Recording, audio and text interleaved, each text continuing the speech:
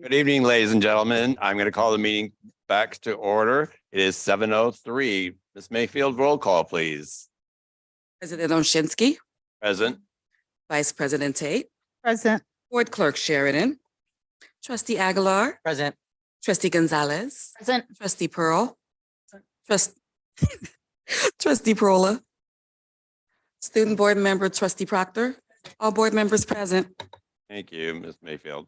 Report on closed section action items. The Board of Education took the following actions in closed session in accordance with Government Code 54956.9, Government Code Section 54957B, Education Code 44929.21B, and Education Code 44954.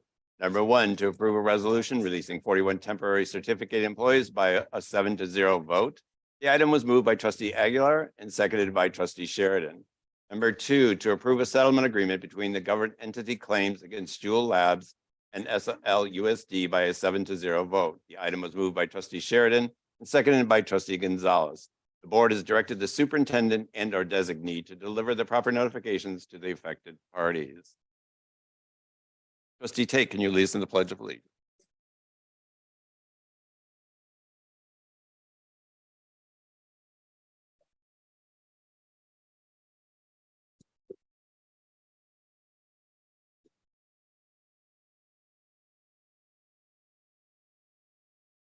Thank you, Trustee Tate.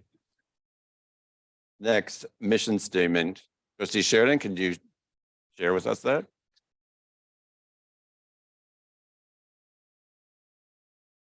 The mission of the San Leandro Unified School District is to educate students to achieve academic excellence in order to become confident, collaborative, and engaged citizens in a community rich in heritage and diverse in culture, where we value our traditions and embrace innovation. Thank you. Trustee Pro, would you be kind enough to read the equity statement?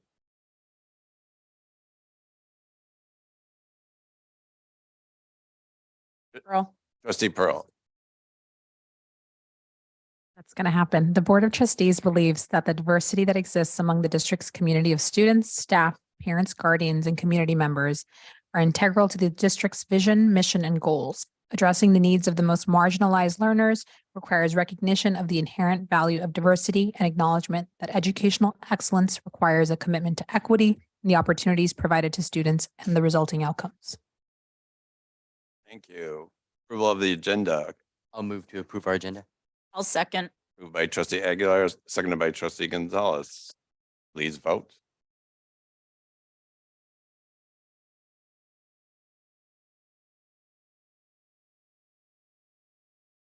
Motion carries 7+1.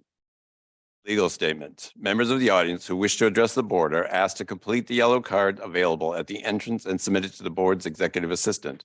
Speakers who have completed the card will be called when the item is reached on the agenda or for non-agenda items during the public testimony. Cards are to be turned in before the item is reached on the agenda.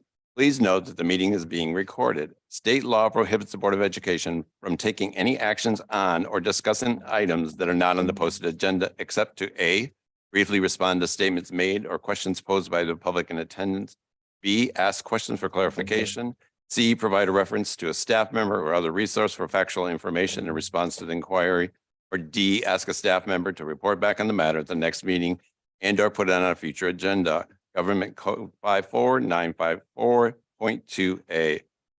Ms. Mayfield, do we have any comments? Okay, I just didn't want to acknowledge an email that we got from Ann, and I apologize for not pronouncing the last name correctly, Hagagali, in regards to seismic risk evaluation. So I just wanted to acknowledge that. Next, school report. Our first featured school is Lincoln High School. So once again, the format will be, we'll have a presentation, we'll ask questions, and then we'll do the award.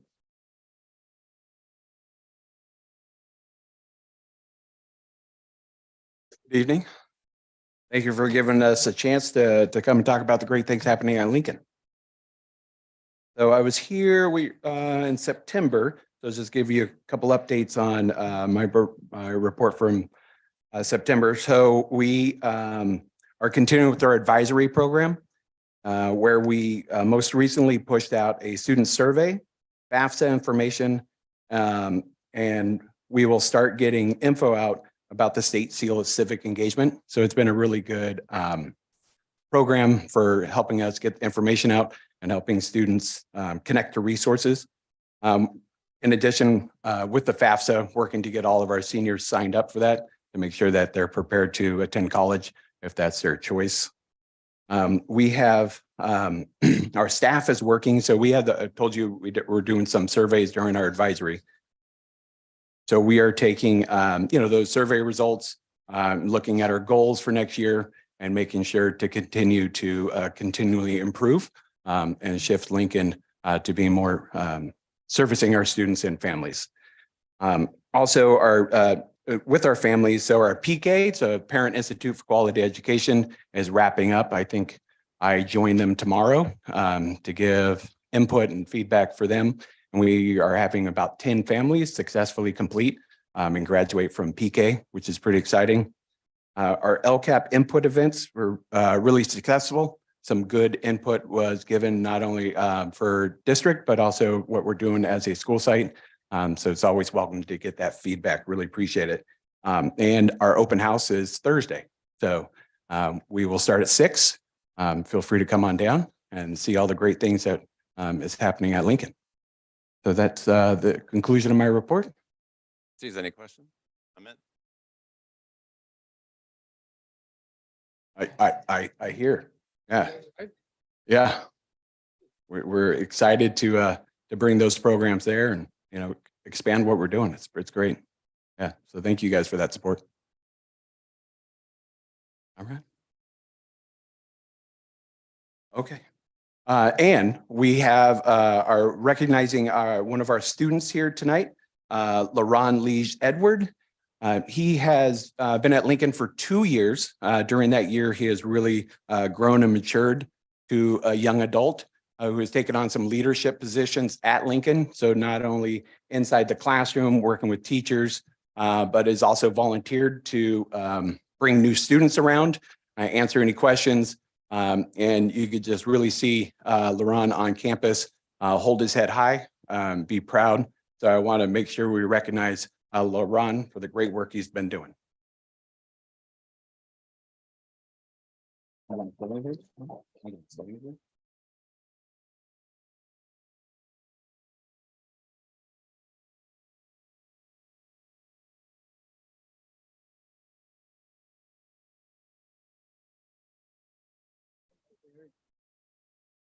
We'll bring you up here after parents. You can get in.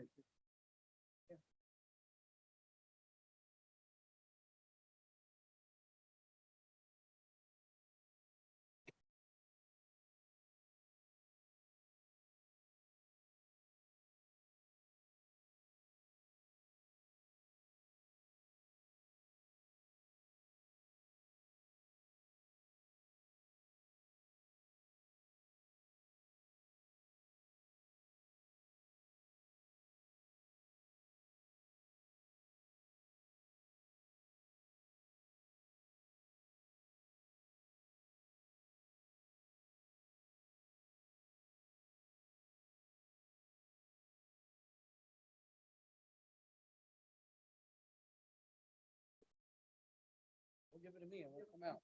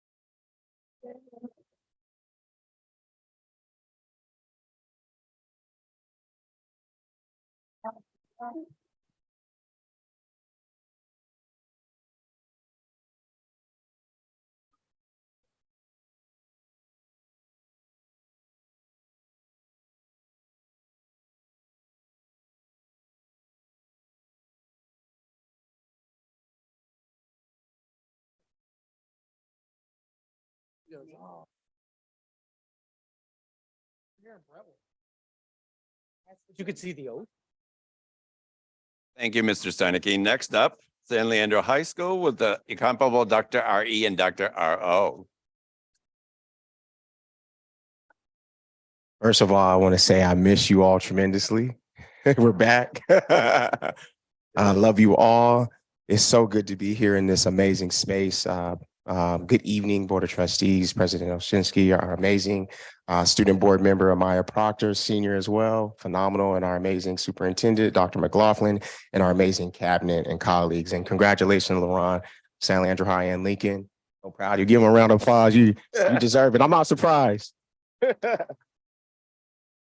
We have some amazing updates, so we haven't been here for a while, and I just want to say thank you all for your support and your guidance. We're going on a decade in San Leandro Unified at San Leandro High. It's been a blessing, and it's just been amazing. Words can't describe. I'm going to hand it over to Dr. Ree in a minute, but I just want to recognize our cabinet as well for all your support and guidance too. The work that you all do is just remarkable. Thank you. I was going to say that.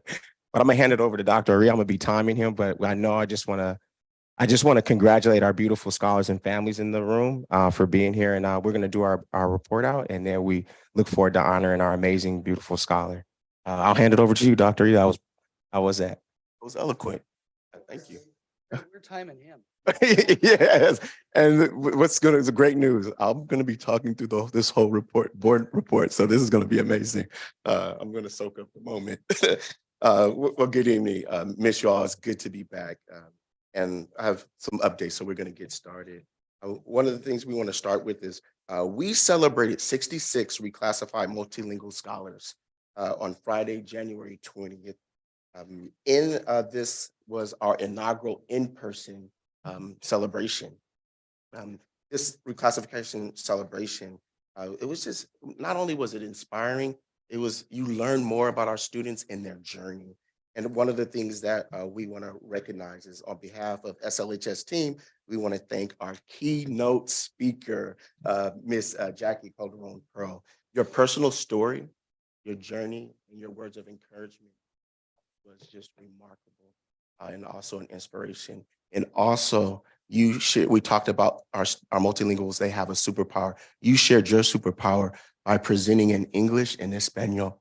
So that was so thank you very much for you being there and supporting us and celebrating our scholars with us. Thank you. I also want to give a shout out to Miss Wynn Reyes, my colleague. She is our assistant principal at San Leandro High.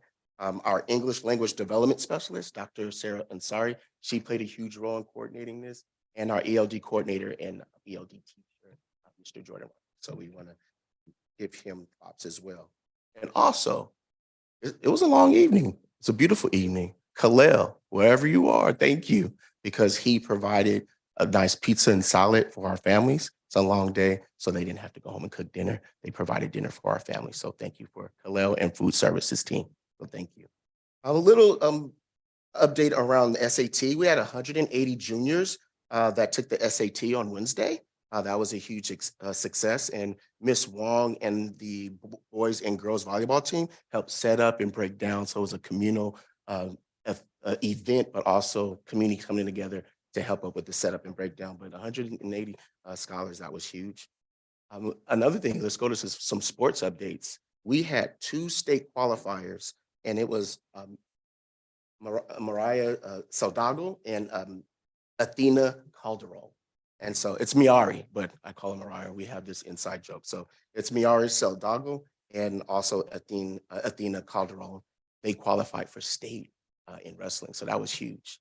Our boys and girls varsity basketball team, the girls made quarterfinals, the semifinals, and the boys made the quarterfinals. So hopefully next year they make state. It's a good growth for them. Upcoming, we have our senior meeting graduation announcement.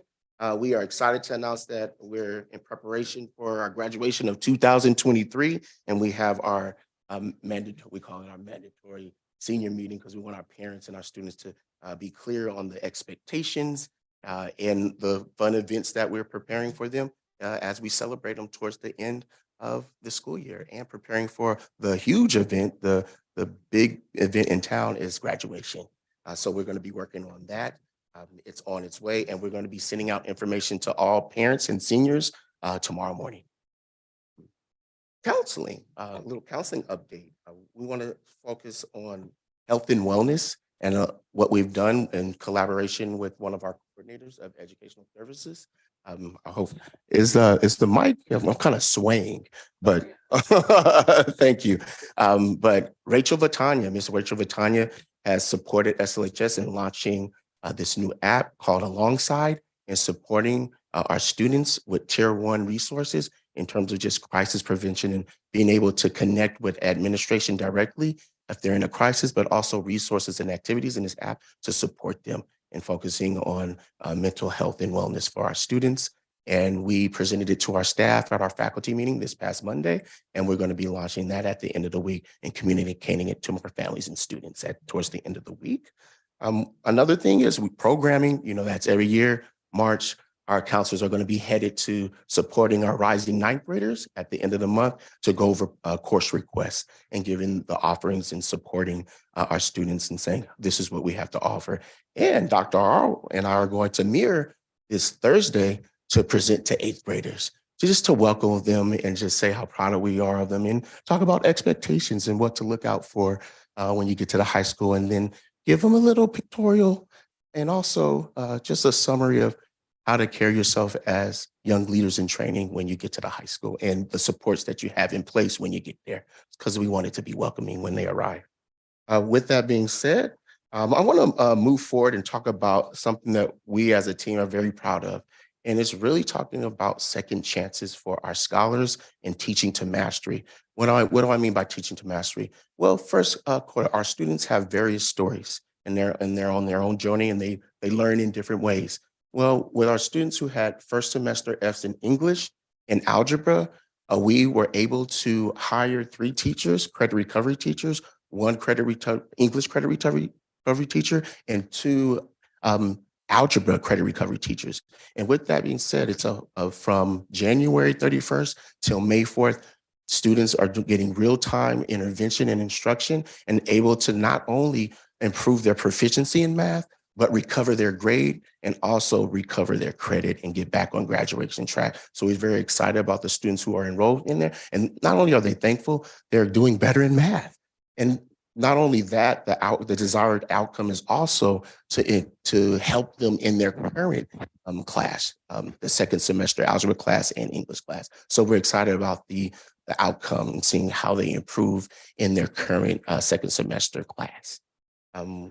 With that, have some upcoming events. Matilda, the musical Matilda, that's coming. That's going to be starting on Friday, March 17th, and then it'll run through Sunday, March 26th. Come check it out. It's going to probably be standing room only. I'm going to be talking about Beauty and the Beast last year, but I'm going to save that for the award speech that we put together. So with that being said, on March 29th, our concert band will be performing at 7 p.m. in the AEC. And that concludes our high school update. Trustees, any questions, comment? Trustee Sheridan. Great presentation.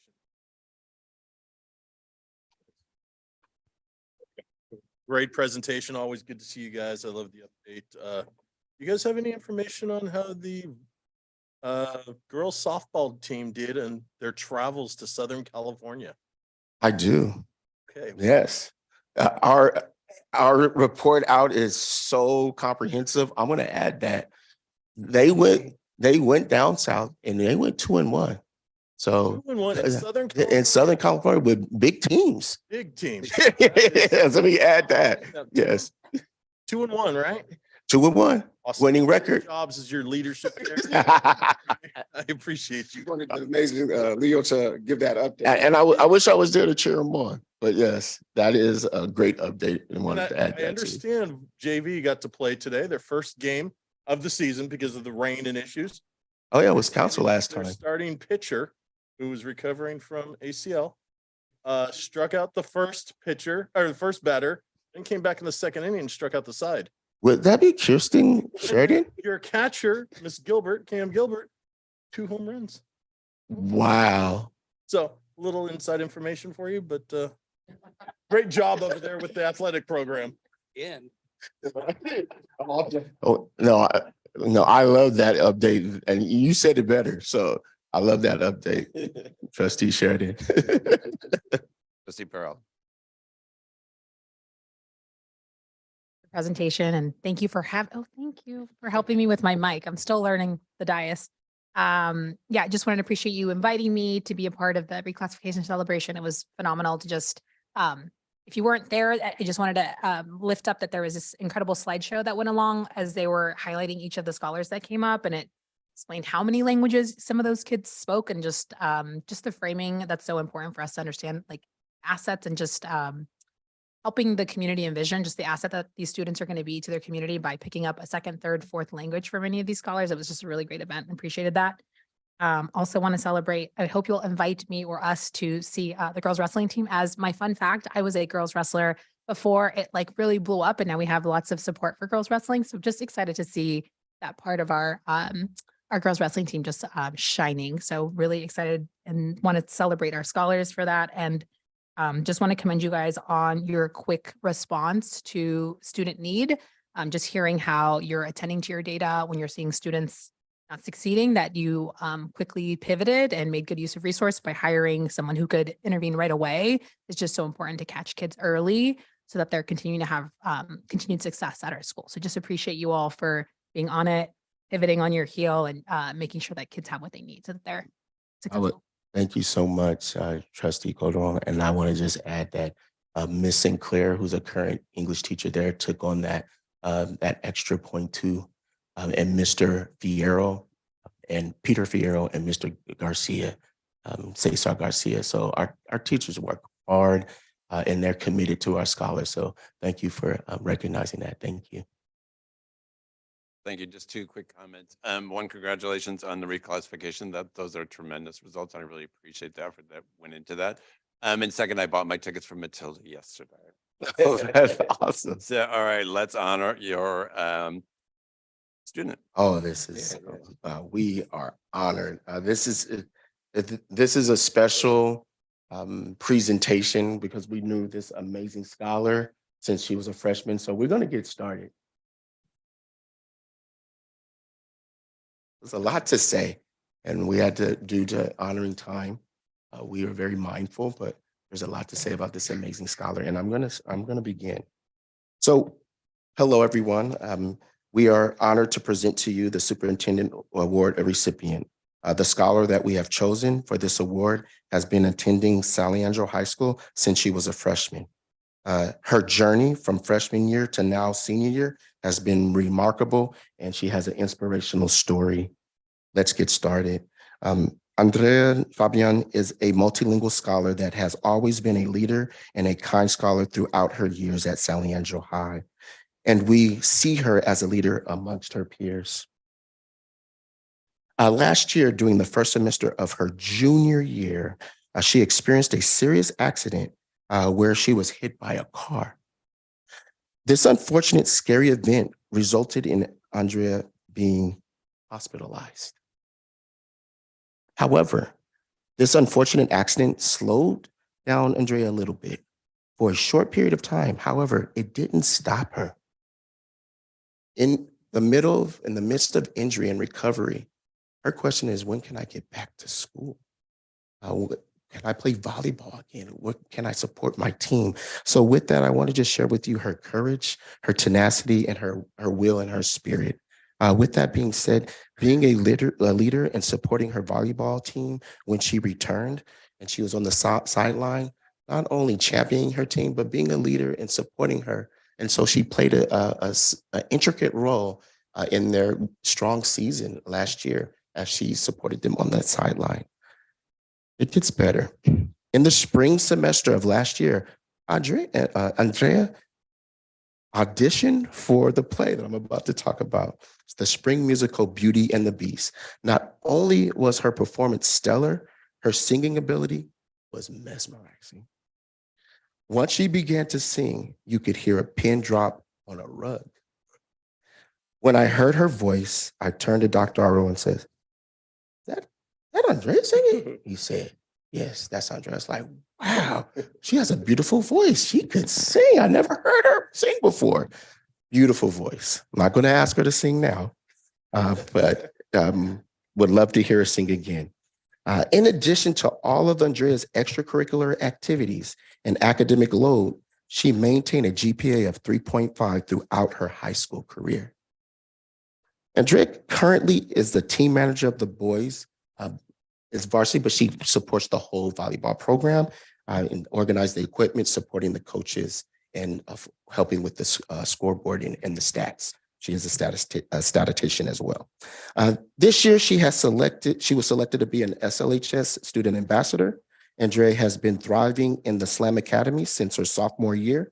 She has completed 300 plus hours of community service at the Chabot.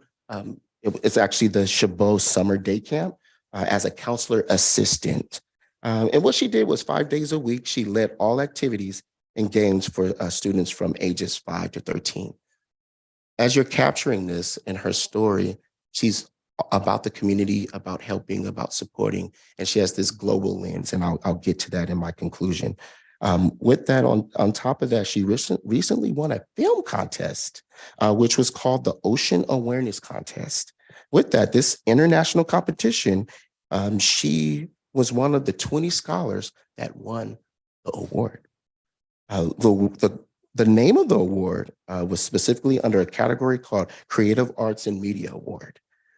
In addition to that, Andrea won the prize of $750. I can't imagine if I had $750 as a senior, I probably would have bought my first suit. But that's huge. In my day, $750 is like 200K. Oh, that's dating myself. Okay, so as an exemplary scholar, what's next for him? What's next? Like, where's she going? I'll tell you. Andrea will be going off to college to study film and media. Now, with that being said, I'm excited to announce that Andrea has already been accepted into the following colleges: San Francisco State University, Sacramento State, San Jose State, Monterey Bay, Cal State Fullerton. She is currently waiting to hear back for a few UECs that she has applied to. With that being said, whatever college she goes to, she's going to be an asset and a gift to that university. We want to take the time to also recognize Andrea's wonderful parents who are here today. Thank you. We love you. Thank you for your support, your guidance, your partnership, trusting us with your amazing scholar, your daughter, our scholar as well that you share. So thank you for your support and your strength. And you raised a remarkable human being, young lady. So thank you so much.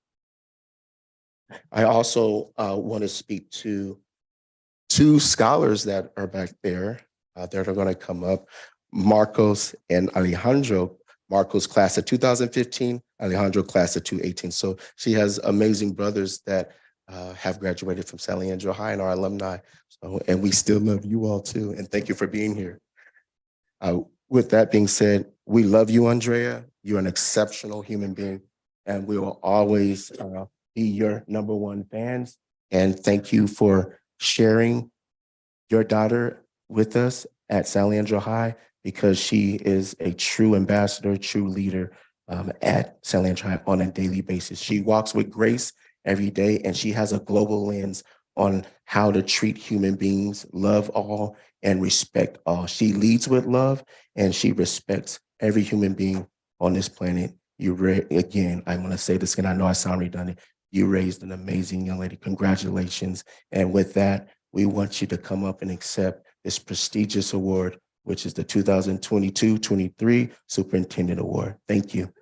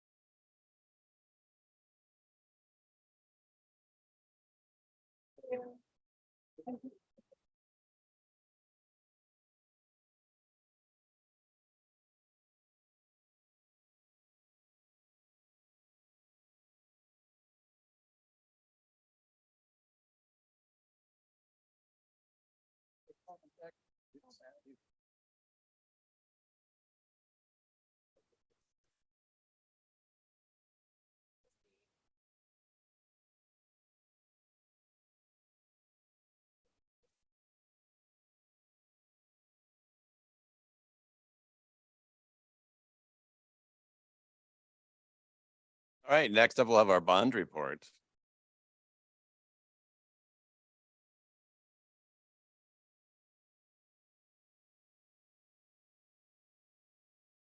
Good evening, board members and Dr. McLaughlin. I want to give you a brief update on the progress of our larger construction projects. And with that, we'll get this rolling. Oops. Sorry about that.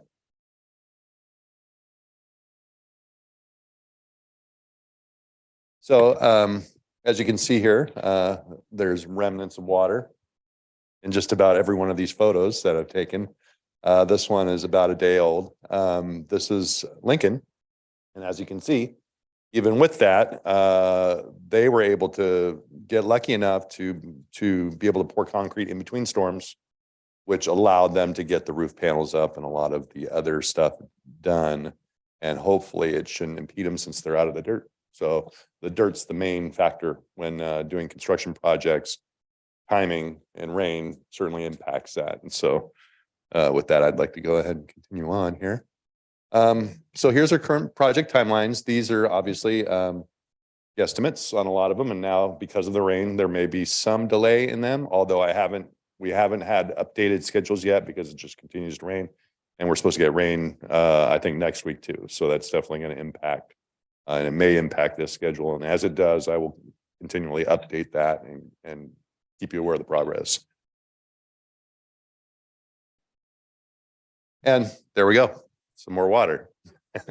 So as you can see, this is the high school and the gym, and they're stuck right now because they're not out of the ground with cement. They're still building the pad.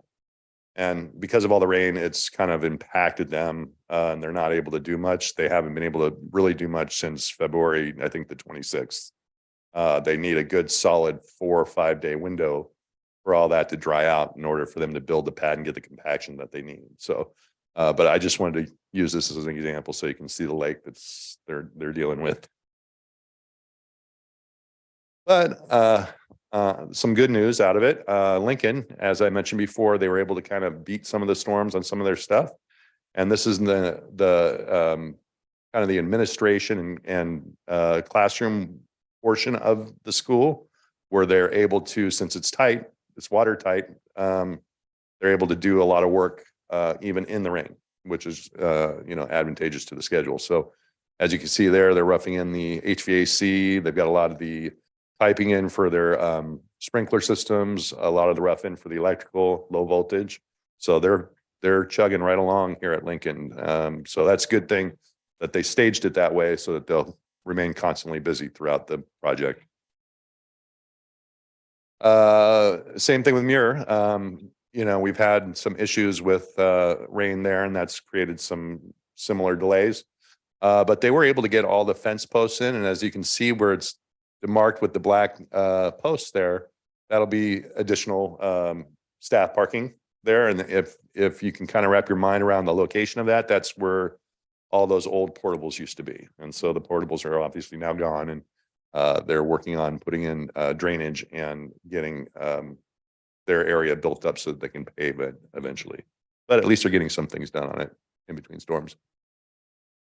I wanted to let everybody know, we over the break, got all the 4 elementary school signs in, the marquee signs. All of them are up and running with the exception of one, I think Jefferson, and they're just waiting on some training for that. They were all emailed links for that online training, I think was just yesterday. So you'll start seeing some other broadcasting besides just that. But for now, it's a good placeholder. Unfortunately, I don't know what happens when you take pictures of them with the digital camera. They look kind of square, all the little blocks, but if you see them in person, they look really different. So I wasn't able to capture that, but they do look really, really nice. And with that, I just want to say thank you to everybody, and I'm ready for any questions that you might have.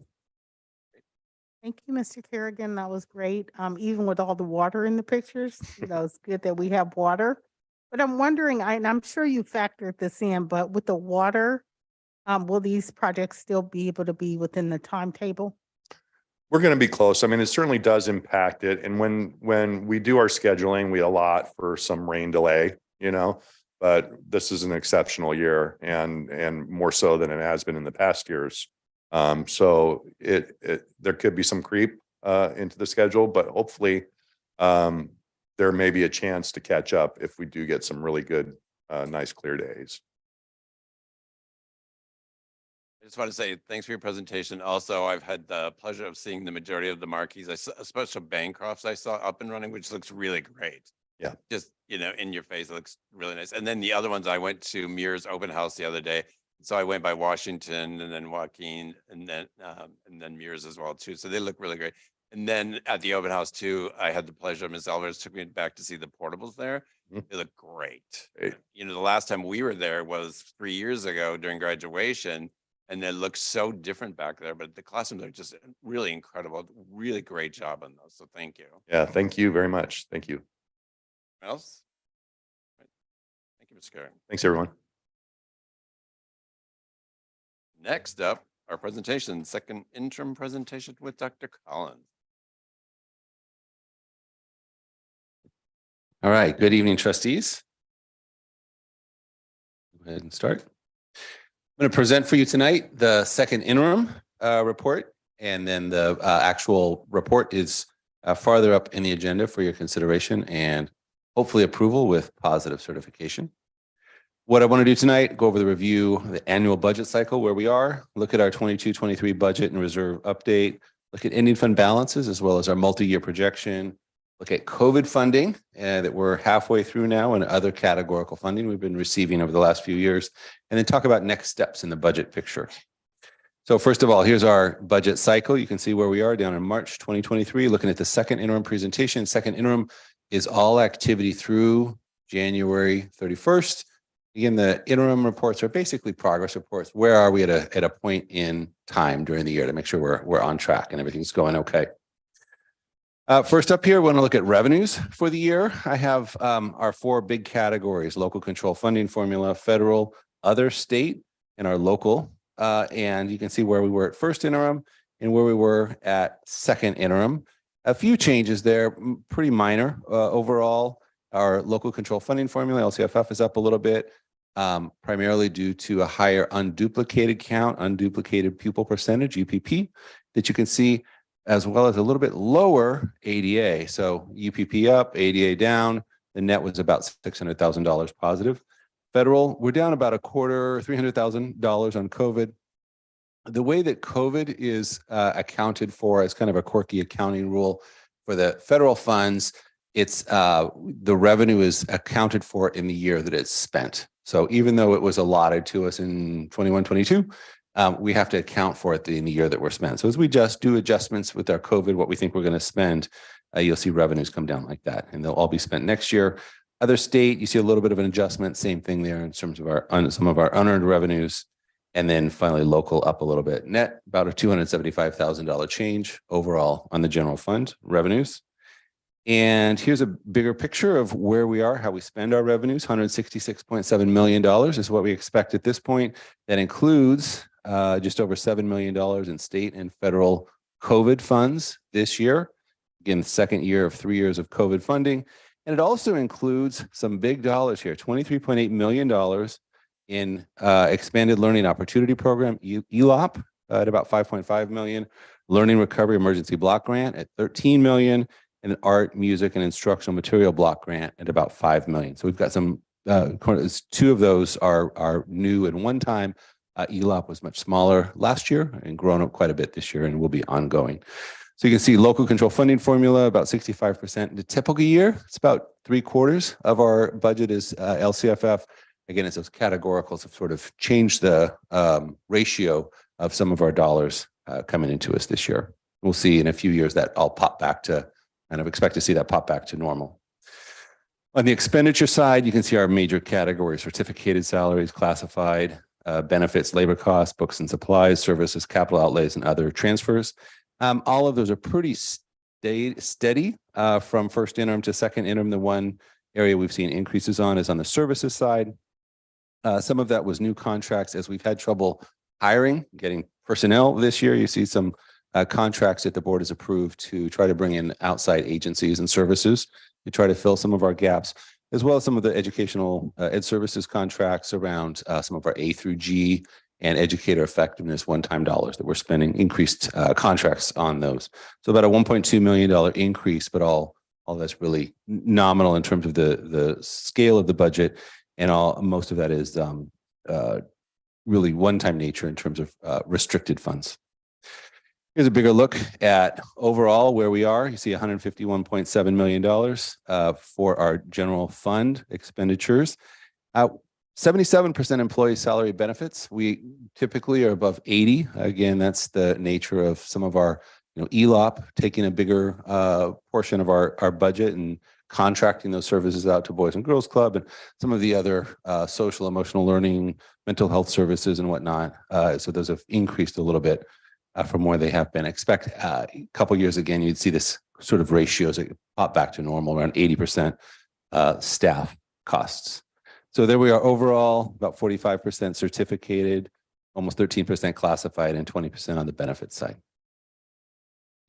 Indian fund balance, when you put all those together, we've kind of known this, I know I keep repeating this, but due to decreased expenditures during distance learning, strategic use of COVID funds, significant increases in local control funding formula, as well as some of our unplanned vacancies, and I should say unwanted vacancies, our district ending fund balance has increased over the past 4 years.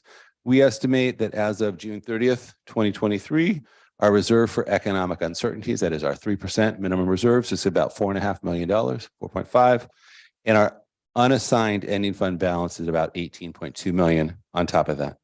Our restricted ending balance is a little bit eye-popping there at 30.3 million.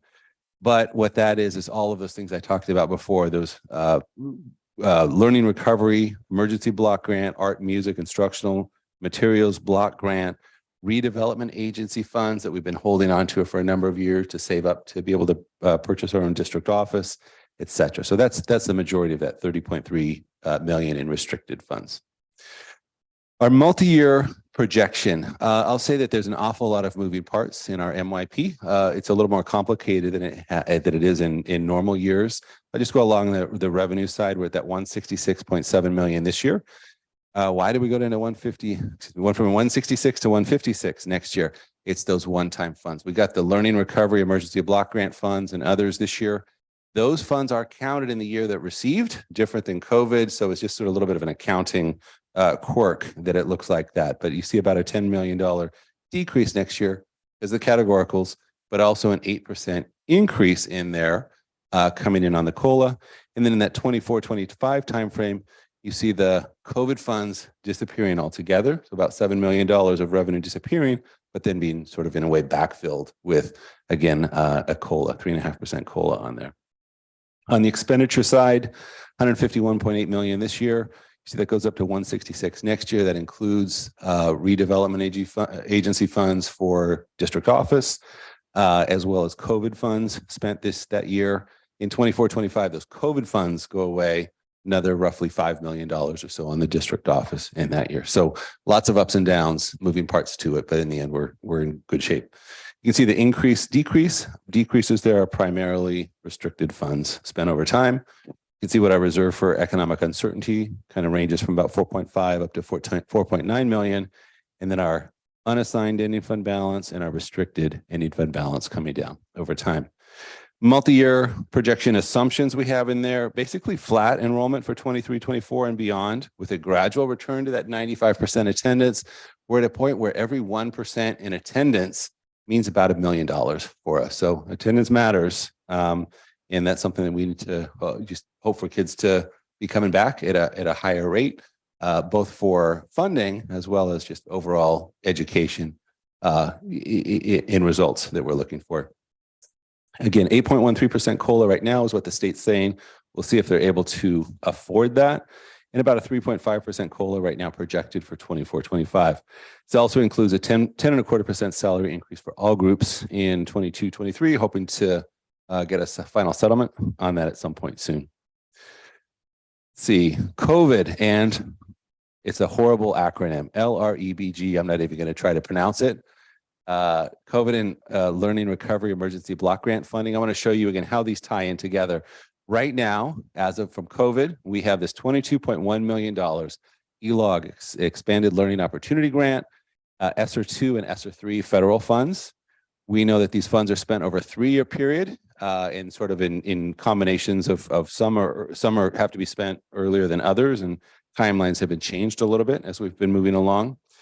We have been doing things like intervention teachers and counselors, secondary parent facilitators, expanded summer school, additional nursing support, additional technology, PPE and COVID testing, mental health and social emotional learning support. That's a lot. We know that we also have this Learning Recovery Emergency Block Grant, this $13 million available through the 27-28 school year. So quite a bit of additional funds. So 22.1 followed by 13. And just sort of a conceptual look at how we could use those funds. You see the $22 million spent in 21, 22, 22, 23, and 23, 24, roughly $7.4 million a year spent over that time frame. And then you look at those Learning Recovery Emergency Block Grant funds spent over the following 4-year period at about half that amount, about $3.5 million per year for that. I'll say that early on in the COVID funding, districts were really worried about something called the fiscal cliff. The fiscal cliff was that districts that were using COVID funds to kind of cover their own operating expenses would get to the end of this 23-24 timeframe and really kind of fall off a fiscal cliff. We've been careful to not do that, to not put ourselves in that, and we're using these for additional above and beyond services for kids as they were intended. So we've never really been worried about a fiscal cliff. We were worried, however, about a service cliff, where we have all of these wonderful things, these amazing programs, and to kind of go from 23-24, spending $7-point-something million a year to nothing. The Learning Recovery Emergency Block Grant gives us kind of a soft landing. So go from a lot to still a good amount and be able to continue that on for another 4 years. And then hopefully we're on to our next pandemic after that, something besides COVID. Any questions on this? This is kind of a sort of, again, just not exact dollars there, but just show you what that would look like conceptually.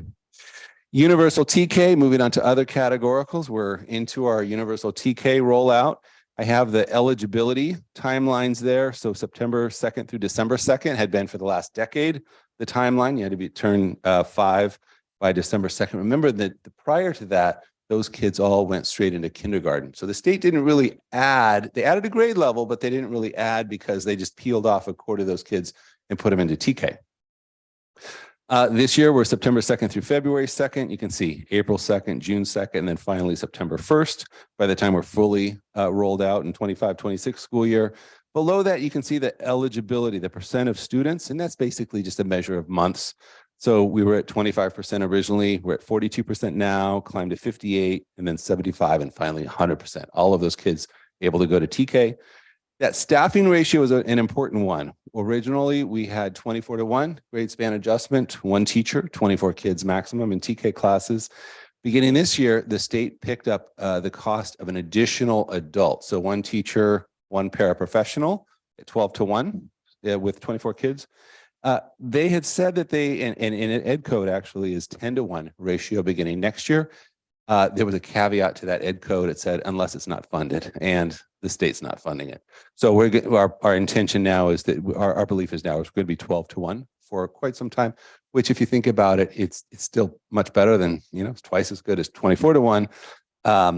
And the thing from an operational side is you get kids in packets of 24 that then nicely pass on to kindergarten. So it makes that transition a little easier in terms of planning and whatnot. Total classes, we had started with 6 prior to UTK rollout.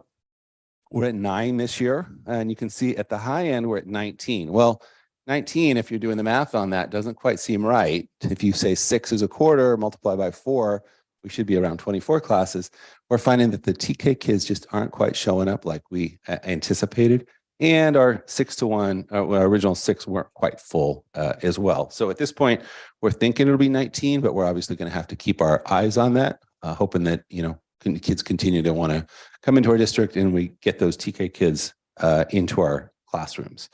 Where these classes are originally, everywhere except for Madison and Washington. We've added now classes at all elementary sites, so 8 elementaries, plus we have 2 classes at Halkeen this year. Next year, looking at adding one more at Jefferson, Madison, and Roosevelt to bring us to 12. Past that, we're going to have to look at what to do. We're kind of out of KTK space at that point. And it's possible we're going to have to look at something like maybe AM, PM, TK or something along those lines. Obviously, a normal, portable classroom just doesn't work well for TK. You have to have more room, restrooms, sink, playground access, etc. So that's something we're going to have to keep an eye on over time. Prop 28 implementation.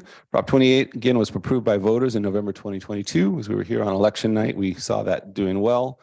It's going to bring approximately just under $1 billion in additional Prop 98 funds to California schools beginning in 23-24. So again, essentially taking $1 billion from outside of Prop 98 into Prop 98 for schools beginning next year. It's intended to expand art and music programs, and art and music are defined quite broadly in the legislation, in the proposition language. We expect to see 1.5 million or so annually ongoing is our anticipation. However, there's complicated rules with funding allocated to the sites. It's not one big bucket. It seems like more like 12 little buckets for us that we're going to have to manage at each site level. 80% of those funds are going to have to go to staffing at each site. With the exception of schools under 500, we're going to be able to apply for waivers. So there's a lot going on here. If you're wondering about staffing at a time when we are having trouble hiring staffing, all of a sudden $1 billion more going to hire teachers, art teachers in particular, I think we can sort of foreshadow here that that's going to be problematic, right? I think we can pretty much safely say that. Transportation plan and funding. There's another bucket of money coming to schools this year. As part of the 22-23 budget, the state is committed to reimbursing districts for 60% of prior year's home to school transportation costs. Originally in the budget process last year, remember the state was looking at just requiring home to school transportation across the board. They were just had enough money to say, we're going to mandate districts do it. But districts kind of had a little bit of a freak out on it where we don't have buses, we don't have mechanics, we don't have drivers, we don't have the know-how. There's a lot missing that has to go into that. And kind of the ship sailed about 40 years ago following Prop 13, where we just don't have that expertise and we don't have the people to do it at this point. Buses cost $500,000, et cetera, and long timelines to get them. What the state ended up doing was offering a 60% reimbursement for districts that have home to school transportation programs. As part of that requirement, districts are required to develop an annual transportation plan and bring that to the board for approval by April 1st annually. SLUSD's plan has been developed and placed on this March 7th agenda for your consideration. Very specific regulations around what that plan has to include. So if you're wondering about the questions were mandated to us. What's on it? We anticipate receiving about $1.2 million to help cover our $2.5 million program, which is primarily special education. Can't complain about that. Universal meals. I wanted to bring this one up as we're into state funding. One of these other major programs that the state has launched, universal meals. You can see here breakfast and lunch reimbursement rates. The far right-hand column shows you how much the district gets reimbursed. So $3.57 for a breakfast, $5.33 for a lunch, total of $8.89 for a student that has breakfast and lunch on a day. If you go down it, the paid breakfast, you can see the state and federal government, even though it's paid, a student not qualifying for free reduced lunch, the state has always put money into it, a few pennies. The federal government has always put money into it because they want to support meals for kids, but not a lot. Most of it has come in the past out of students' pockets, out of parents' pockets for those. That $3.07, the highlight there, that is essentially the new sell. That's what the state is offering now. The federal government didn't change theirs. And then the same thing on the paid lunch, that $4.46. Those are the two new amounts that the state's putting into meal programs, and just phenomenal program. Helps a lot. We think really a boon to students statewide for a lot of reasons.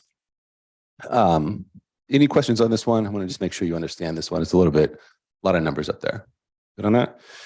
So one of the worries of districts with universal meals was, well, if we do this, we know that money comes from the local control funding formula. Students signing up for free reduced lunch is important for that. How's that going to work? They're getting meals for free. Why would they bother filling out forms? Well, we ended up not having that problem. We kind of went the other way, and I'll show you why. There's several different ways that students can qualify for free reduced lunch.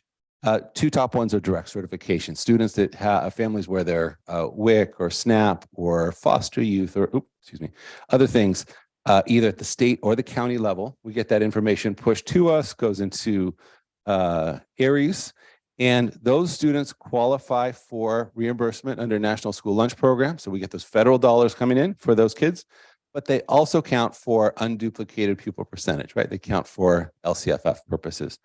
Same thing for the old school free reduced lunch meal application forms. Federal dollars come in and they count for LCFF. What was new to us is this alternate income form, basically a quick way to qualify kids. 2 questions that are embedded in the ARIES process during the registration, the re-registration process each year, as families, tell us, update contact information and anything that we need to know about their kids. They can essentially apply for free reduced lunch at that point. It counts for LCFF, so unduplicated pupil percentage, check. It does not count for National School Lunch Program. So we don't get the federal dollars, but again, because the state is picking up universal meals, those students are paid for. They don't have to pay for lunch still. So that was one of the changes that allowed for that. Our overall unduplicated pupil percentage has gone from 67% up to about 76%. So a big jump because of that, I think primarily because of this new method for qualifying kids. And as we've talked about enrollment has declined, we're not feeling it yet because our unduplicated count has gone up, has more than offset that. I have one last one in there, which was principal submission as NA. It used to be that if you had a kid who just who seemed needy, parents weren't responding, parents weren't filling out a form, principals used to be able to fill out forms for kids. Obviously with universal meals, that doesn't have to happen anymore. Close to the end here, pension rates, CalSTRS and CalPERS rates. I'm going to show you where these are. CalSTRS rates, we expect to be at the top right now after more than a decade, of climbing, more than doubling. We're at 19.1% this year. We expect that to be right about where we stay. The CalSTRS board has the power to change or to update its own rates at this point. 20.25% is the maximum it can pull, it can do. So we're close to that. There's not a lot of risk of going above that 19.1. CalPERS in that next line down, we had thought that we had maxed out on CalPERS as well, and we were going to start heading down. CalPERS came out with a new actuarial study, and they said, nope, that's not the case. We're actually headed towards 29% over the next few years. So keep climbing on the CalPERS side. We'll still feel that. Wanted to show you the Prop 98 funding since way back when Prop 98 went into effect in the 1988-89 school year. You can see there was just over $19 billion in Prop 98 for the state. You can see what happened. You can see the recession in there, kind of in the middle of the Great Recession in 2008, 9, 10, 11. And then see what happened with COVID starting in the 2021 year with, instead of drop-offs like we expected, big bump ups in terms of Prop 98 funding going to schools. So we're up, but it's sort of, flat to a little bit down as we kind of, figure out what's happening with the economy, inflation and interest rates and whatnot. Looking forward, causing a little bit of instability, obviously at the state level as they're trying to figure out next year's budget. Governor's January budget proposal, he wants to fully fund the calculated COLA of 8.13%. This inflation, basically that's a measure of inflation. Two things, you have to measure what the COLA is and the state has to be able to afford it right now. They're saying, yes, we can do both at that 8.13%. But to do it, he has to do a lot of tricks. One of them is he wants to go back and cut 30% off of our art, music, instructional block grant. But there's also other one-time cuts that he's putting into the budget to be able to fund that ongoing 8.13% COLA. So there's some friction at the state level on that. The Legislative Analyst's Office came out and reviewed it and believes that the governor's estimates are too optimistic. And the LAO is recommending capping or lowering that COLA. So we'll see what happens with that. Next steps, the governor is going to release the May revise on May 12th, just about a month out from now. Important to note, IRS granted disaster relief extension originally to May 15th. And just at the end of last week, they delayed it again to October 16th, 2023 for residents in 41 of 58 California counties that were affected by the disaster, by the January storms, regardless of what your actual impact was. And that extension eventually was matched by the state of California. The issues with that are that about 99% of all personal income taxes paid come from those 41 counties, San Francisco, Alameda, Los Angeles, counties like that. And if you remember, we've talked before about how the state general fund, about 2/3 of the general fund is personal income tax.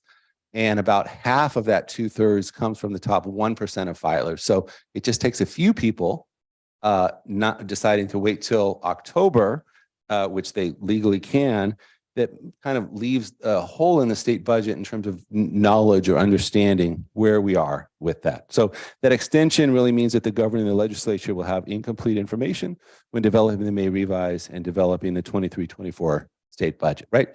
So yes, there was an emergency. Yes, it impacted people. There's a sort of unintended consequence where it can impact local budgets like ours because the state's going to struggle a little bit to figure out what's going on. And that is the end of the second interim. Any questions? Trustees, question?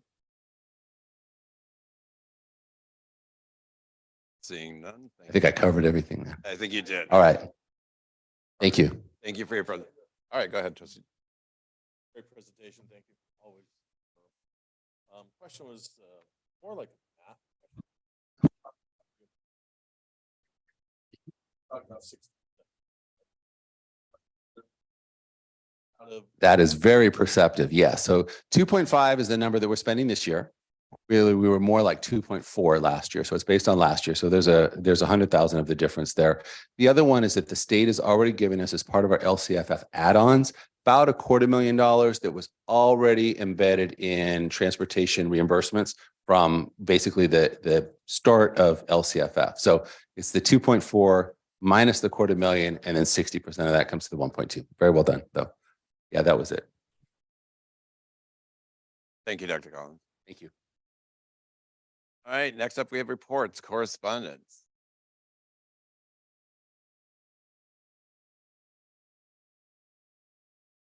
Thank you, President Oshinsky. I have today's correspondence report. Digital, trying to save trees. Okay. Let's start off with February 16th. Kenneth Schwinn, school board member, communication survey for dissertation. February 16th, Cal School News update.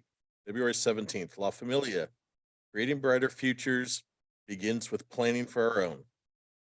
February 18th, Amy, I'm going to butcher her name, Hagahi, seismic risk evaluation and retrofits of school buildings. February 19th, Penny Peck, AXPA meeting with guest Elise Castro. February 22nd, Jessica Prado, event reminder, Fastest Labs ribbon cutting happening today. February 27th, Alameda County communications for immediate release, illegal actions by Board of Supervisors. Arms, Alameda County. February 28th, Cal School News Update. March 2nd, La Familia 2023 La Familia newsletter.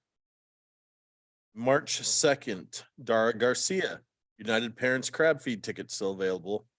And March 7th, launch Pilot City in 9 minutes with classic video guide. And that is it for my report. Thank you, Mr. Sheridan. Next, our student board member report. Hi, good evening, everyone. This evening, my report out will be brief. First, I would just like to start to say on March 3rd, 23rd, BSU Black Student Union / Pan African American Student Union had its first official collective meeting.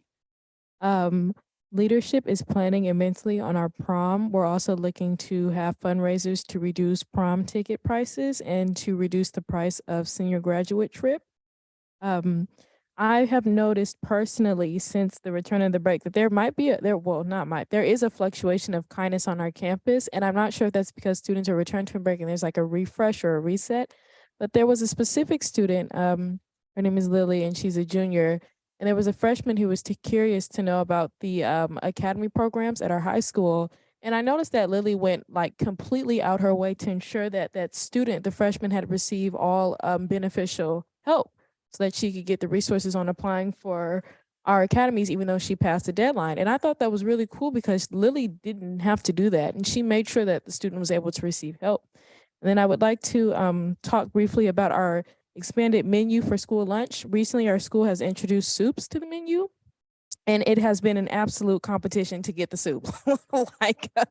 I have to quite literally race down the hallway to get the soup, but it's really good. We enjoy it very, very, very much. And we have tomato soup, corn chowder. We have different types of soup. They usually come with bread, and it's actually really, really, really good.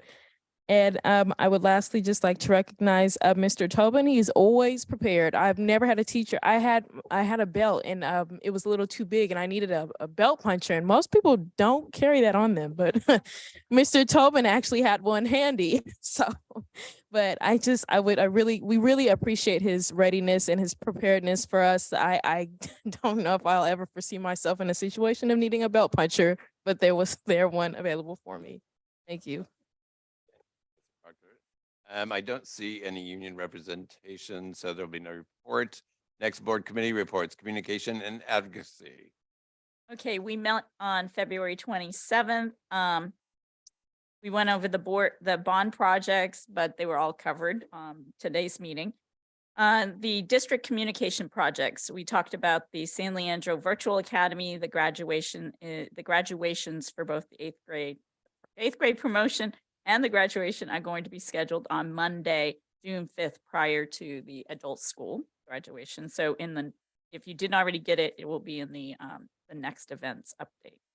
On the graduation, we talked about graduation at the high school, that only 3 tickets are going to be distributed. So some of you may get calls and complaints about that, but it was really because there's not going to be anybody on the field except for the students. And so it's for safety for everything that happened last year.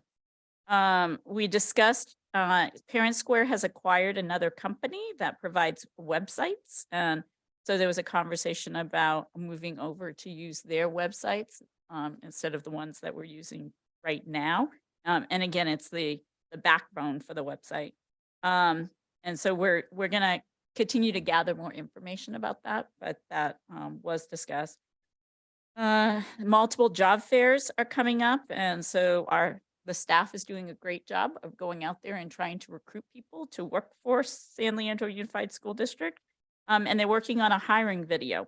They're trying to find a professional videographer. The person that makes the videos. So looking to get a professional quality video done. Yes. And so advocacy. We did discuss the rainbow clubs. And again, we really were focusing, when it came to us, it was really focusing on the elementary school rainbow clubs. So we did have a bit of a discussion about that. We talked about, we wanted at the school sites to have the process driven by the principals. And the parameters of how we view clubs at the school sites, again, needs to be principal driven. And then we're going to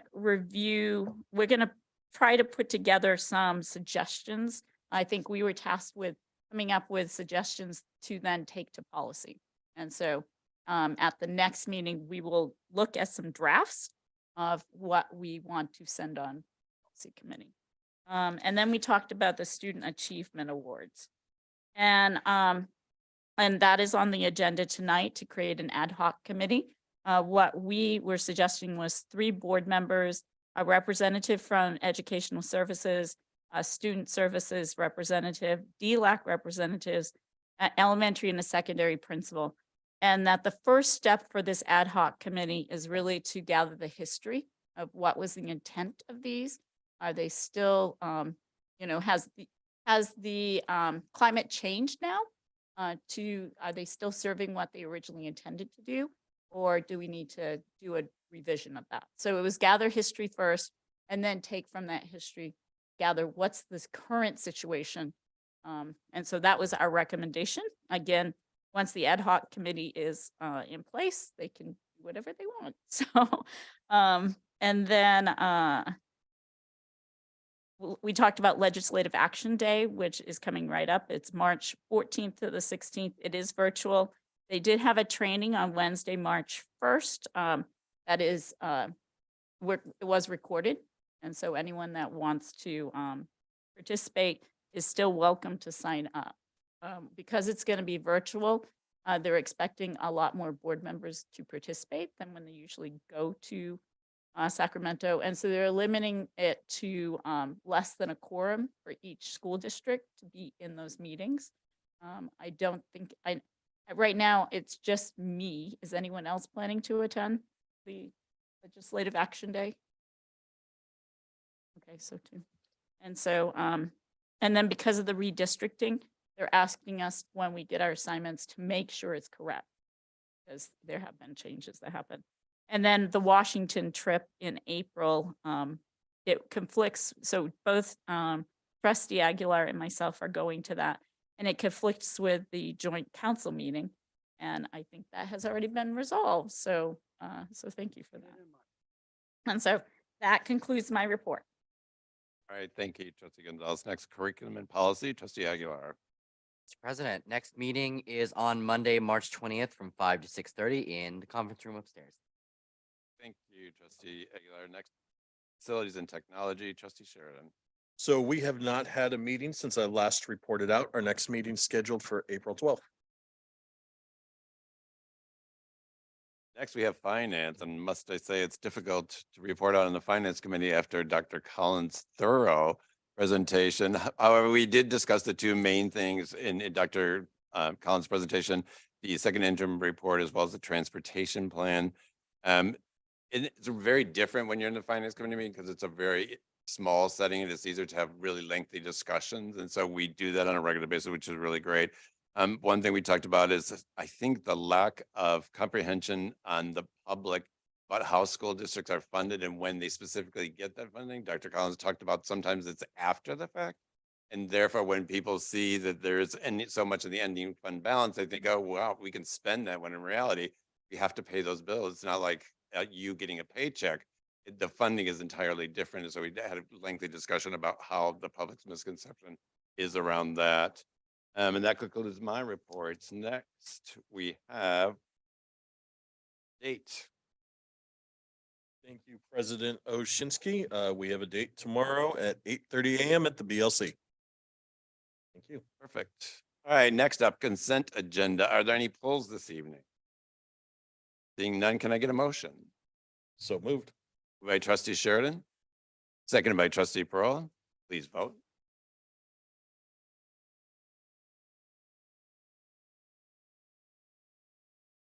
Motion carries 7+1.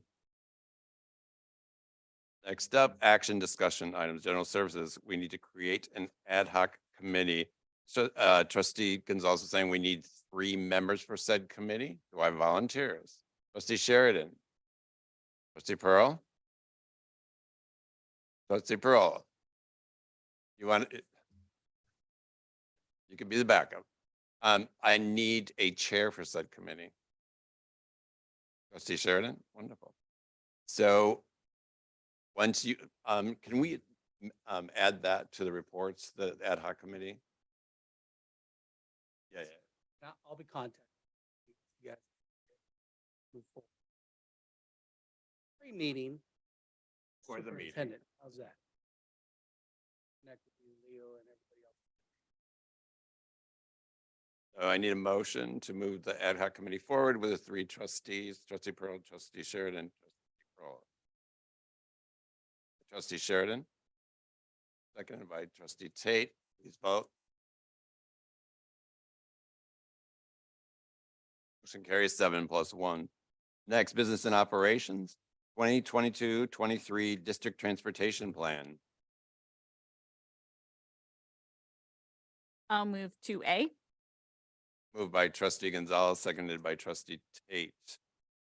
Please vote. Motion carries 7+1. 2B, 222 to 223, second interim report. I'll move to second intro. Moved by trustee Sheridan, seconded by trustee Parola. Please vote.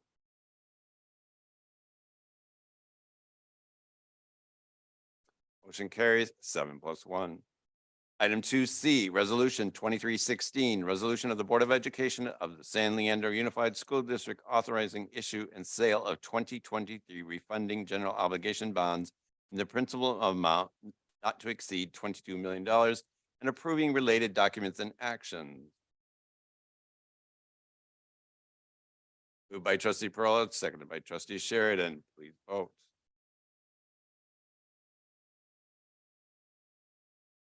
Motion carries 7+1.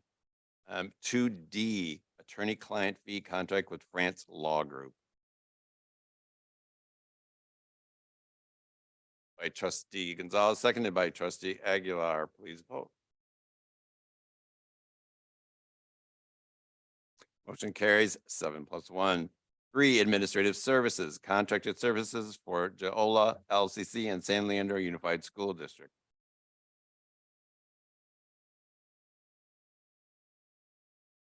By trustee Aguilar, seconded by trustee Gonzalez. Please vote.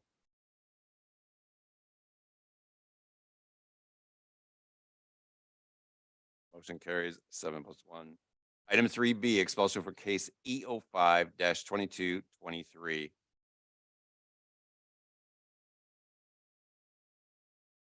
Moved by trustee Sheridan, seconded by trustee Gonzalez. Please vote.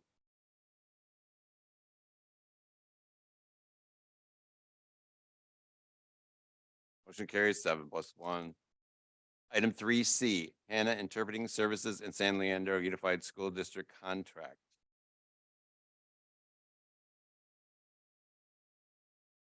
Moved by trustee Aguilar, seconded by trustee Gonzalez. Please vote.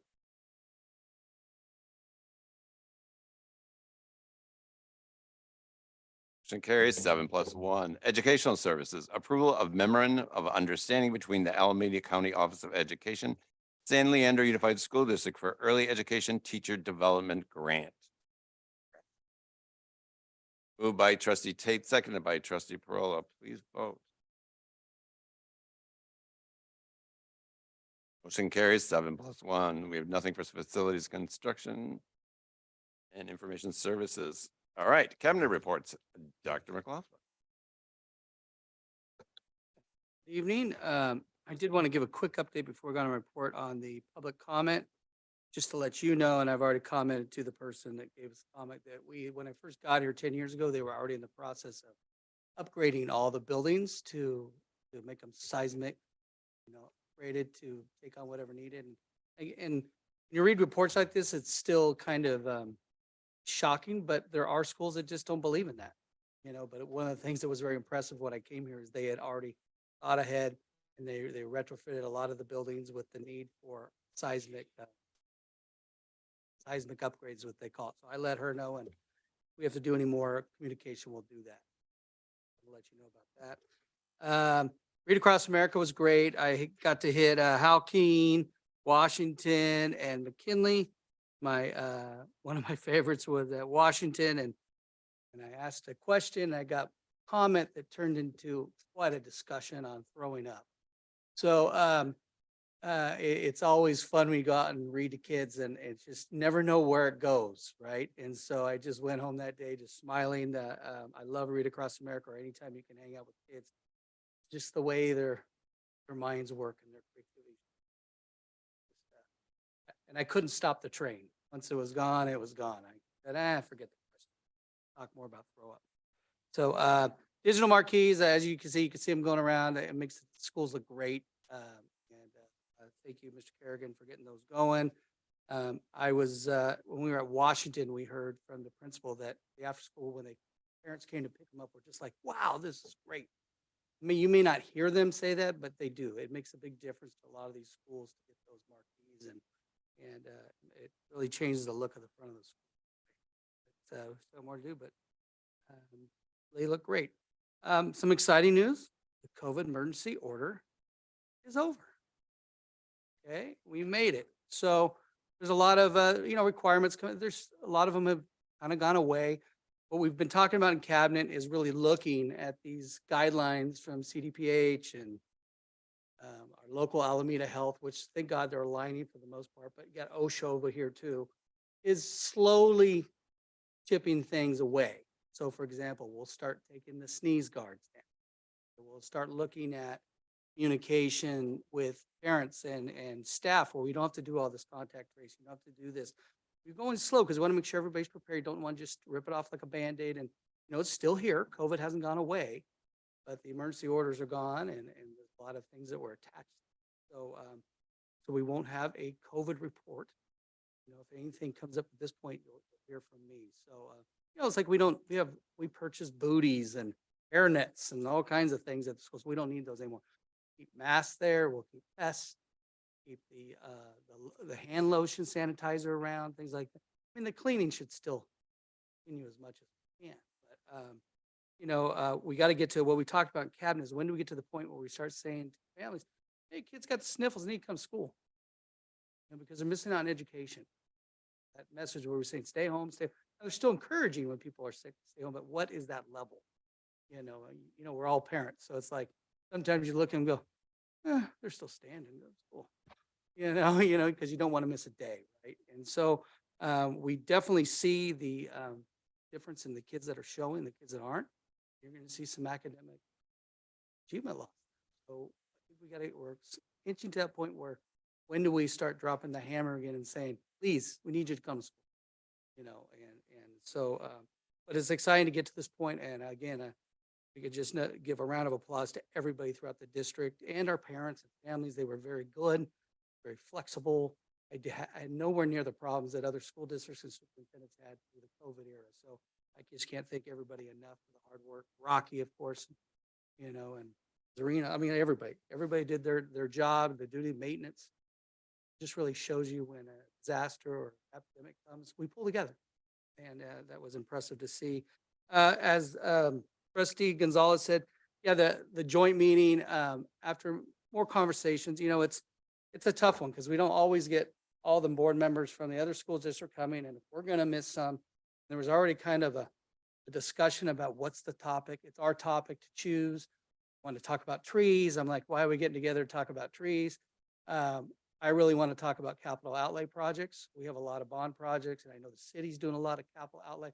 So working with Daryl and at San Lorenzo, they have a few things going to. It's just not the time. We're all just kind of talk to Daryl, so we can push it off. We're gonna try to push it off probably the fall. It's just you got new city council people. But we did talk about. I think the suggestion came from Trustee Gonzalez that I liked. And I threw out to the city manager. Maybe we can do a social. We come together and introduce ourselves. And say, hey.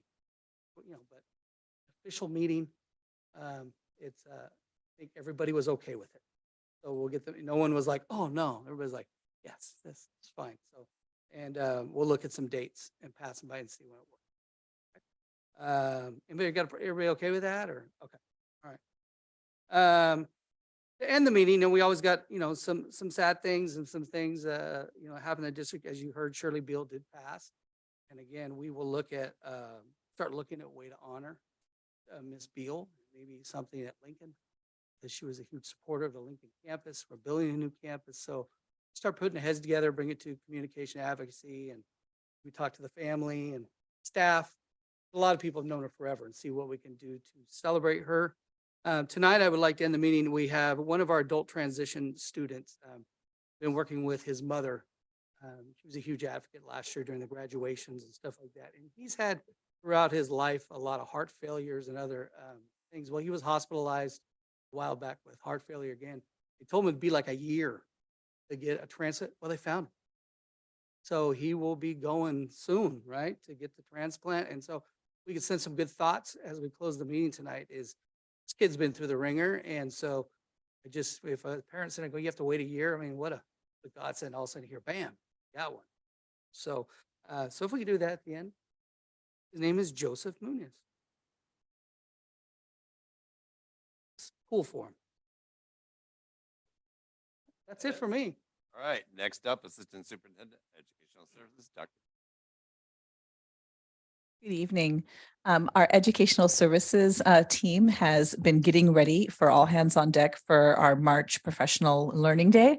It falls on March 31, and it happens to be Cesar Chavez Day as well, when students are off. And it is a professional learning day that's one of two that are built into our school year. And we're going to be honoring Cesar Chavez and Dolores Huerta through just really approaching the day as a day of learning in service of our students. The focus of the day is on universal design for learning, and all the sessions will have that theme. We will start with a keynote presentation from Andretisha Fitzgerald, the author of Universal Design for Learning and Anti-Racism. She's a national keynote speaker, and we're excited for her not only to speak, but then to lead some sessions after her keynote that folks can sign up for. The invite is open to the board if you'd like to join. There was a global invite that went out. You're more than welcome just to hop in sessions, say hello, enjoy the wonderful lunch that will be provided, the wellness fair that also happens in the middle of the day, and partake as much as you'd like. The team will also be on the road this month.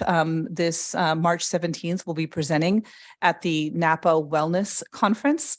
We have a presentation called Building Student Agency to Mental Health Resources through Student and Community Engagement. We'll be kind of sharing our journey around that. And we'll also be at the California Association of Bilingual Educators Conference in Long Beach at the end of the month. We're taking Ms. Katie Felsinger, a TK teacher from Halkeen, and her principal, Virginia Kwok from Halkeen, alongside some other teachers and admin. But we'll be presenting on the power of project-based learning to be able to meet the language and academic goals for multilingual learners. That concludes my report. Next up, Assistant Superintendent of Administrative Services, Dr. Zenavatine. Good evening, Board of Trustees and Dr. McLaughlin. I'll be brief tonight. I just wanted to share that we're getting ready to host our in-house teacher recruitment fair. This event is really just designed to find the potential candidates for the positions that we know that we're going to have in the next school year. I believe it's our third or fourth annual event of this kind. We'll be at the BLC tomorrow, starting at 4 o'clock. And it's now grown to have at least, we're expecting 50 people, 50 candidates to walk through there and meet with our site administrators and do a pre-screening to see if there is a position that they may be interested that we can hire them on to next year. We're also, we've just been spending a lot of, or I should say dedicating much of our time working with jointly with one of our last remaining bargaining units to try and reach a tentative agreement on contract negotiations for this year. And soon, probably at the next meeting, you're going to be seeing the articles that are going to be sunshined for next year's negotiations with our bargaining units that are ready, which include CSCA and SLTA. So we'll see those come before you as well. And then just now, as we're entering we're in our hiring season. We're also going to have our presence known at the local and statewide conferences. We just came back from NABE, the National Association of Bilingual Educators, and we are headed off to also hold a booth at CABE in Long Beach. So while Ed Services presenting, we will be holding down the booth so that they can come by and recruit others. And then we'll be more locally here at the San Leandro Chamber of Commerce. I think on the 24th is so towards the end of this month. And that concludes my report. Thank you. Next, once again, Assistant Superintendent of Business Operations, Dr. Collins.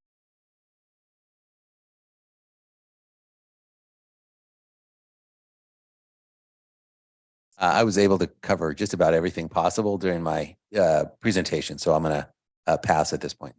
Thank you, Doctor. And next, our Assistant Superintendent of Information Services, Mr. Larry Simon. I will take my own mic back. We're working this year right now. Our team is working on ensuring that we're able to continue to next year the strong student device program we have, because we know that's the primary way students interact with technology. Great news is that we made a lot of great investments during COVID and leveraged a lot of one-time dollars. So we're looking really good heading into the future, which will help augment the great support our community gives us through the bond.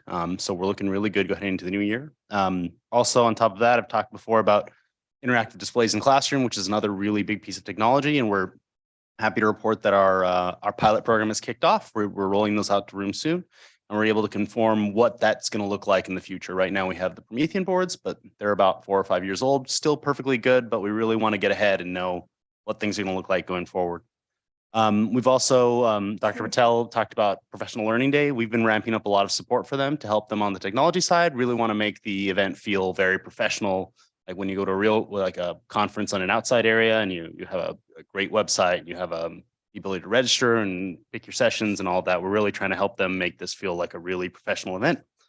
And the last thing I want to talk about is one thing I'm really passionate about is we've started our team, the Information Innovation Department, where they're really working to earn their namesake. We're started taking a really deep dive and deep data look into a lot of the key indicators. I know last meeting, Ed Services gave the report on our dashboard indicators and chronic absenteeism, suspension, other correlated information. So we're really trying to help them to create some systems that can sort of make it easier for our staff and our administration to keep a better eye on that. So that's I'm really excited about that. I'm hoping to be able to share more about that in the future.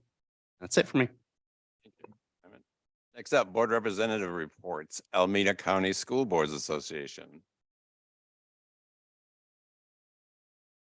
Well, we have a new rep.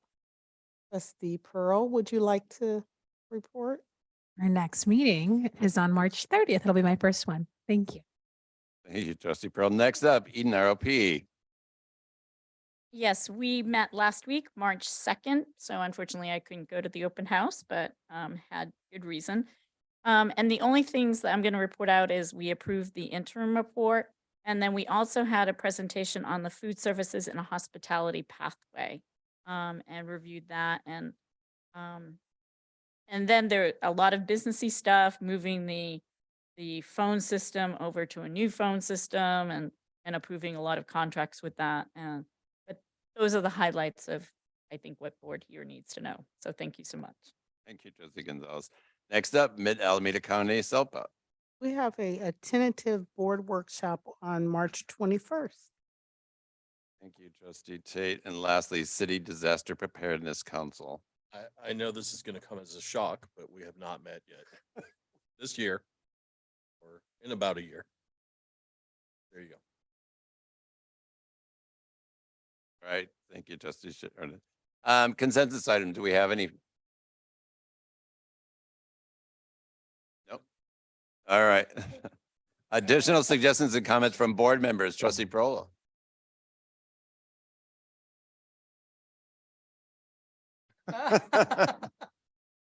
Trustee Gonzalez.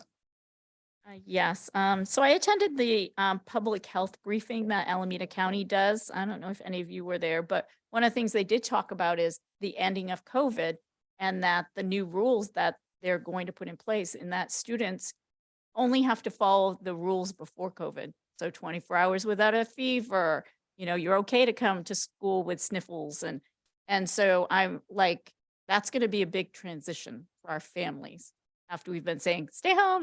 And now we say, you know what, they have a sniffle, send them, it's fine. And so, so that was the big thing from that public health briefing.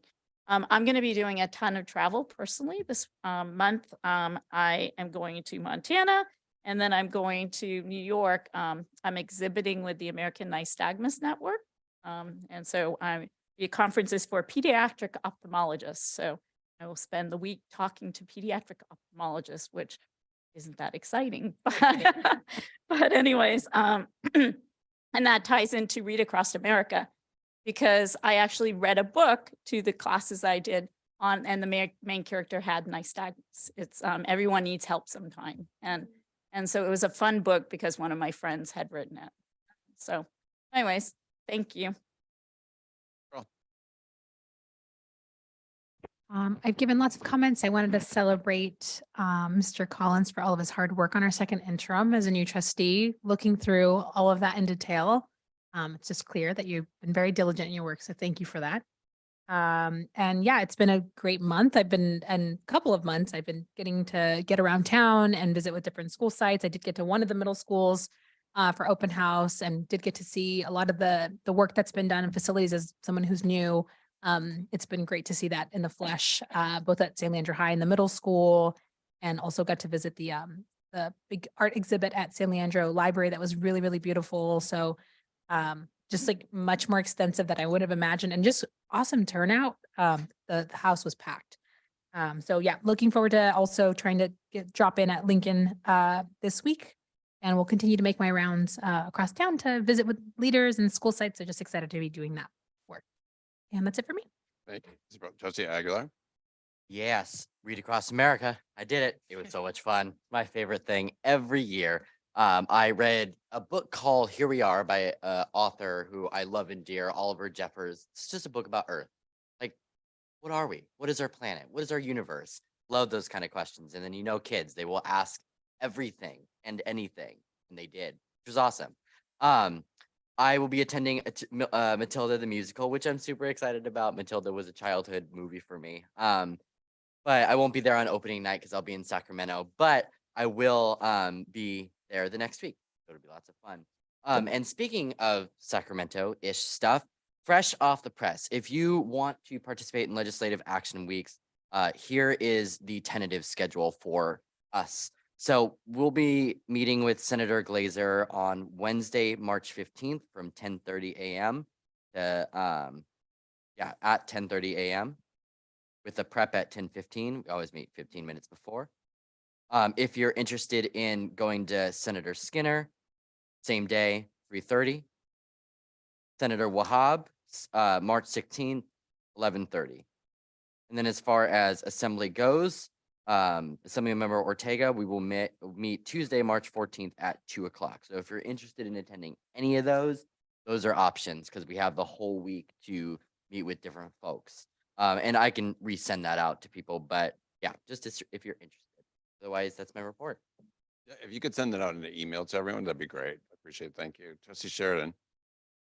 Yeah, it's been fun. I participated in Read Across America. Want to give a big shout out to Miss Marasegan. I was actually able to read to 3 classes, but Miss Marasegan is a kindergarten teacher over there. My youngest sister, or my only sister, had Miss Marasegan 25 years ago. My daughter had Miss Marasegan. I was sitting there. This was my second class, talking with the librarian, and I turn around and behind me is her class already sitting there. They walked in so quiet, lined up in rows, were waiting politely.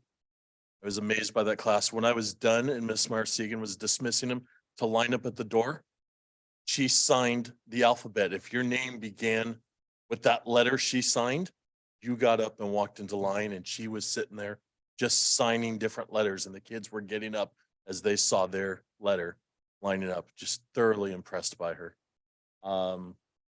Also, big shout out to Mr. Rosenberg's AP art class. They were selected, and that class has some of their work on display in a gallery in San Francisco. I took a trip over there, was able to look at that. My daughter was one of them, so we were able to see her art on display. So congratulations and kudos to them. And that is it for my report. Thank you. Thank you, Trustee Sheridan. Trustee Tate. So I'll be like Trustee Prola. I won't have a lot to say. I'm actually recovering from a really bad cough I have, so that's why I'm the only one with the mask on in here. But it's better to be safe. So I missed Read Across America this year, which really I'm sad about. But I have been overwhelmed and busy with moving to San Antonio. So we were there for 6 years. We were there for 6 days in our new house and we closed, did the walkthrough. It's beautiful. However, we'll still be here for a few months until I am fully prepared to transition from California to Texas. But yeah, I got a lot of things, loose ends to tie here. So that is it. Thank you. Yes, I have a very brief report. I was not able to participate in Reading Across America, but I did have a bit of a report out from the James Madison and San Leandro High School trip to the Outdoor Academy Sciences in the Santa Cruz Mountain with the fifth graders. The students had a wonderful time there. They were able to participate in hands-on things outside. And I grew up outdoors. I was an outdoor kid. My mom did not let me play on the computer, thank God. So it was really nice to see students participate in outdoor activities and get to bond with one another. And I'm just so happy that we were able to participate. And I can't wait for the next group of students to experience the same thing as we did. Thank you, Trustee Proctor. I went to, as I said before, I went to the Muir Middle School open house, which is really fun. In the beginning, they had a taco truck there. They had some of the parents selling food. And then several of the different musical groups played. And then I got to tour the new portables, which is really nice. And then it was really fun. In the cafeteria, they had a thing where there was a different group. They had some of the SPED teachers there. Then they had the English department, then the art department. So you would kind of go from station to station, and then you got to do a little activity with them. So I went over to the English department and they had make a silly statement thing. So you had to go to a pile, each one was a different color, and you had to pick up and then make a silly statement. My statement was the curious banana slug landed jubilantly in the crowded flea market. And that's so me. I was a little disappointed to see the Taste of San Leandro is going to be on March 28th, which is our Celebrating Schools board meeting. I thought we had a discussion about that. Also coming up is the San Leandro Scholarship Dinner on April the 20th. That's always a great thing. I know Dr. McLaughlin and I like to bid on things.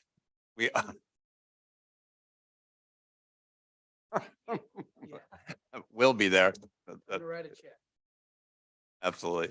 And then last one, I don't know if you saw this one. There was a headline on SF Gate. Bay Area School District's book ban discussion devolves into rancid mess. This was in San Ramon.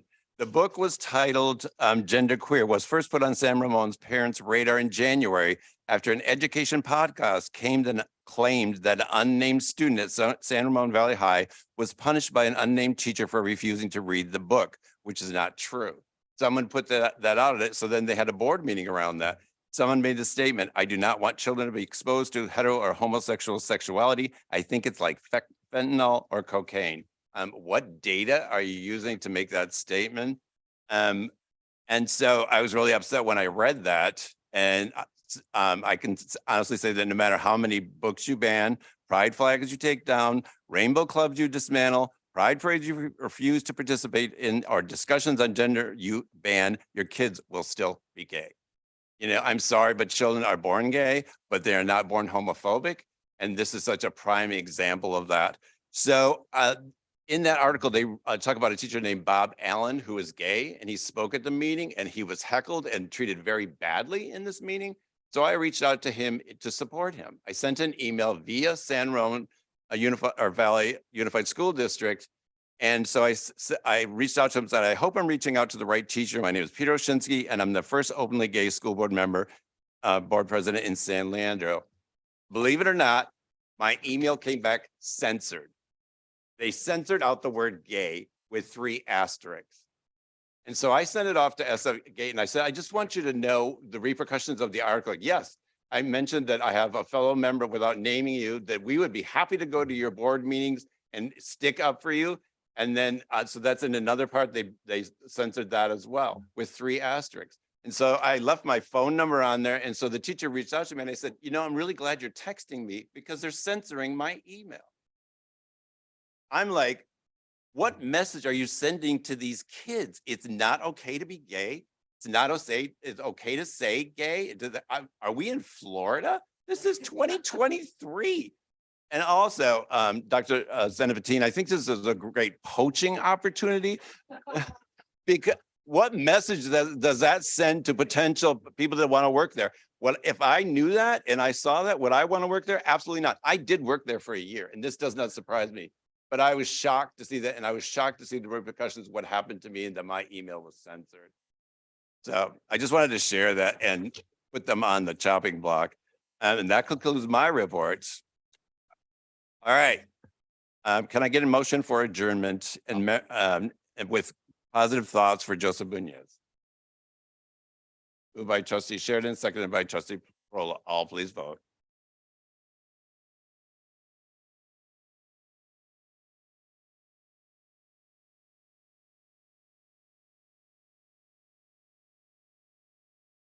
Motion carries 7-0. Thank you. Welcome to